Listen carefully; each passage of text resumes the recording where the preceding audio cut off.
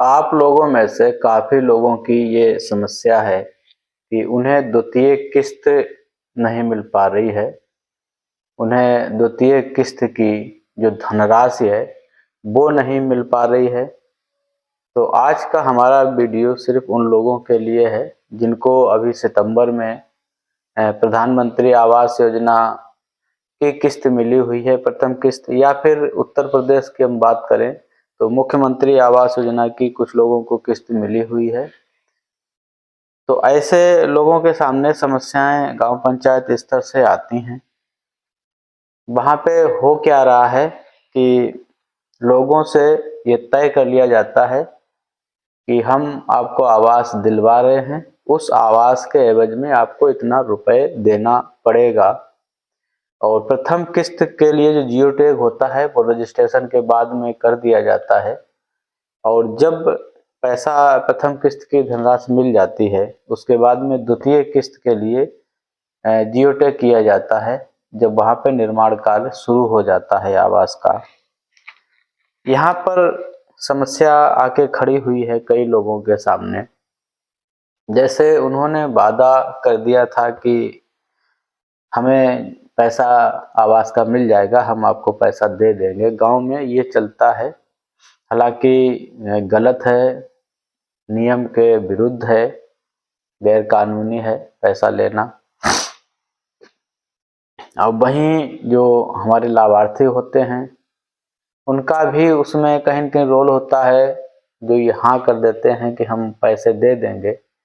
और समस्या फिर ये आती है कि सिस्टम इतना ईमानदार नहीं है, प्रधान लोग हैं उसमें बीच में।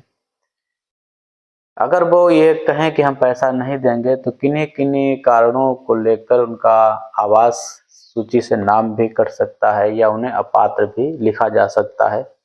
ऐसा होता रहता है। तो आज आप लोगों में से कई लोगों ने ये सवाल भी किया था कि हमें द्वितीय किस्त का पैसा नहीं दिया जा रहा है, और जो वहाँ के रोजगार सेवक हैं या प्रधान हैं, या खुलकर तो किसी ने नहीं कहा कि सचिव के द्वारा पैसा मांगा जा रहा है, लेकिन माध्यम वही प्रधान ही होते हैं। तो कहा गया है कि जब तक आप पैसा नहीं देंगे तब तक आपकी दूसरी किस्त नहीं डाली जाएगी। तो यहाँ पे मैं एक ही बात आपको बताऊंगा कि आप पैसा नहीं दीजिएगा। अगर आपको प्रथम किस्त मिल गई है तो द्वितीय किस्त की धनराशि भी आपको मिलेगी। कोई भी उसको रोक नहीं सकता है, क्योंकि उनकी भी जवाबदेही है कि आखिर द्वितीय किस्त इस लाभार्थी को क्यों नहीं दी जा रही है। उनसे भी पूछा जाएगा। जो मीटिंगें होती हैं विकास खंड स्तर पर या जनपद स्तर पर, बराबर उनकी ऑनलाइन समीक्षा होती रहती है कि फला व्यक्ति को प्रथम किस्त दी जा चुकी है, आखिर क्या कारण है, इसको सेकंड किस्त क्यों नहीं दी जा रही है। कितना वो लेट करेंगे, बहुत ज़्यादा लेट नहीं कर सकते, बहुत टाला मूल्य करेंगे, 10-15 दिन टाल सकते हैं, 20 दिन टाल सकते हैं, 1 महीना टाल सकते हैं, लेकिन अंततः उन्हें दूसरी किस्त के लिए जीटो करना ही पड़ेगा और उनको किस्त देनी भी पड़ेगी। तो अगर आप इस असमंजस में हैं कि हम पैसा दें या ना दें, तो मैं तो यही कहूँगा कि पैसा ना दें। आपकी द्वितीय किस्त की धनराशि कोई भी रोक नहीं सकता है आपकी, आपको मिलेगी, भले ही लेट मिले।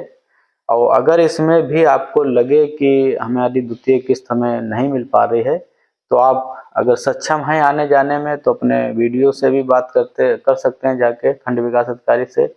वहाँ अगर बात ना बने तो आप जनपद में चले जाइए, वहाँ पे मुख्य विकास अधिकारी हैं सर्वे सर्वा इस कार्य के लिए। परियोजना निदेशक के पास आप जा सकते हैं, जिला विकास अधिकारी के पास जा सकते हैं, कहीं भी आप शिकायत कर सकते हैं कि हमारा प्रथम किस्त हमको दी गई थी, हमने इतना निर्माण कार्य करा लिया है और अभी तक हमारी द्वितीय किस्त नहीं दी जा रही, हमको इस कारण से नहीं दी जा रही है। तो संभव है कि वहाँ कार्रवाई भी हो सकती है और पैसा जल्दी ही आपको दिलाया जाएगा। दूसरी बात एक और थी कि जो मनरेगा की मजदूरी मिलती है 90 दिन की, वो कहीं-कहीं लोगों को नहीं मिल पा रही है। तो इसके लिए आपको खुद ही सजग रहना पड़ेगा। कहीं पर कभी-कभी रोजगार सेवकों की वजह से ऐसा होता है कि कुछ लोगों से पैसा मांगे जाते हैं कि अगर इतना पैसा दे दो तो मजदूरी का पैसा डलवा दें। तो यहाँ ये बात रहती है, आप अपनी मांग कर सकते हैं। 1076 नंबर होता है, उत्तर प्रदेश मुख्यमंत्री हेल्पलाइन का नंबर ये है, अगर उत्तर प्रदेश संबंधित है। और बाकी अगर बाहर से हैं, वहाँ भी आपका हेल्पलाइन नंबर होगा इसके लिए, तो उस पर आप शिकायत कर सकते हैं कि हमारा आवास की मजदूरी का पैसा अभी तक हमको नहीं दिया गया, आवास मिले इतने दिन हो गए। और साथ ही साथ बीच बीच में आप पूछते भी रहिए अपने सचिव ग्राम पंचायत से, रोजगार सेवक से। अगर आप ब्लॉक तक संपर्क कर सकते हैं तो वहाँ भी जाकर कह सकते हैं कि हमको आवास मिल चुका है, इतना हमारा काम भी हो गया है और हमें अभी तक मजदूरी का कोई पैसा नहीं मिला है। तो ये दो बातें थी पैसे के संबंध में, मनरेगा की मजदूरी के संबंध में। जहाँ भी आपको ये भ्रम हो कि अगर हम पैसा नहीं देंगे तो हमारा द्वितीय किस्त नहीं आएगी, तृतीय किस्त नहीं आएगी, तो आप बिल्कुल दिमाग से निकाल दें। भले ही लेट हो जाए लेकिन उन्हें पैसा देना पड़ेगा, क्योंकि सीएम डैशबोर्ड पर हर योजना की इस समय समीक्षा होती रहती है।